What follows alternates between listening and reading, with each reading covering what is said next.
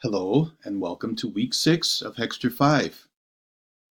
We had a nice spring break, so this is our last week of Hexter 5. Then we'll start Hexter 6 after this. That'll be the last Hexter of the year. So here's what we're going to do this week. Discussion post, make sure you get that done. Then there is a short video about parabolic waves in action. Okay. Your assignment that follows would you think of another way a parabola-shaped item or parabola-shaped item, like the one in the video, could be used to multiply the power of a force, such as the heat of the sun, sounds, light, or whatever source of energy you can think of. Be ready to give a specific example. Then it says jot down at least 5 sentences in your explanation. So this requires a little imagination.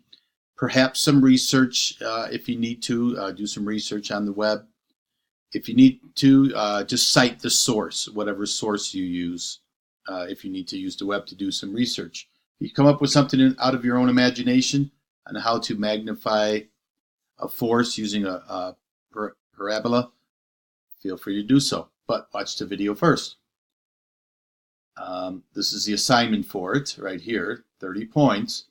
And then the last assignment is finish up the physics vocabulary. I'm giving you the rest of the week, and the week does end Thursday, to finish up the physics vocabulary assignment. You can find it in week 5, the directions and the terms.